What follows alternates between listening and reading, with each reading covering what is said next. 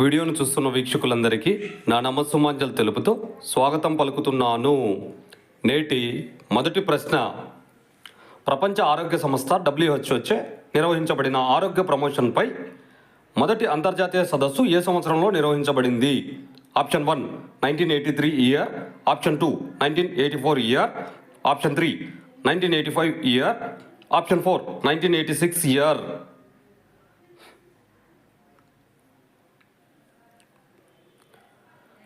ఇందులో correct option 4 1986 year.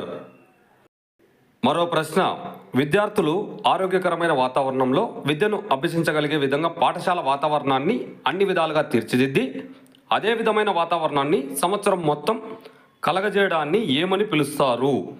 Option 1 ఆరోగ్య బోధన, ఆప్షన్ 2 ఆరోగ్య సేవలు, ఆప్షన్ 3 ఆరోగ్య పర్యవేక్షణ, ఆప్షన్ 4 ఆరోగ్య పరిస్థితులు.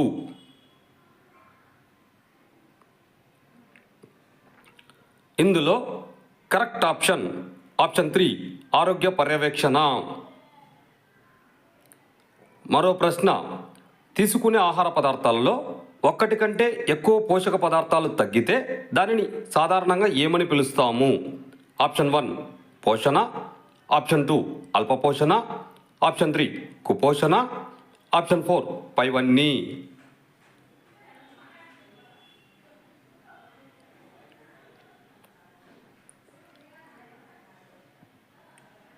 ఇందులో కరెక్ట్ ఆప్షన్ 3 కుపోషణ.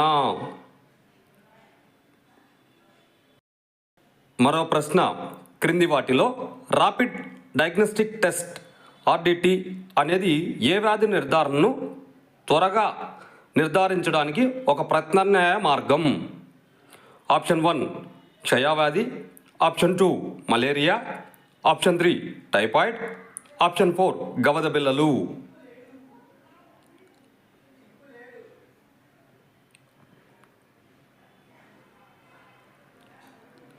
ఇందులో కరెక్ట్ ఆప్షన్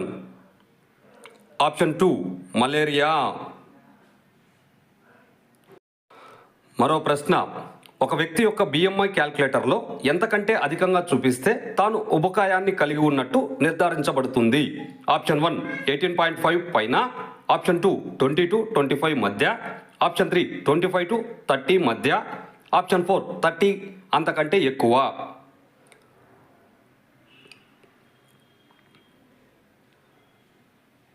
ఇందులో కరెక్ట్ ఆప్షన్ 4 30 అంతకంటే ఎక్కువ.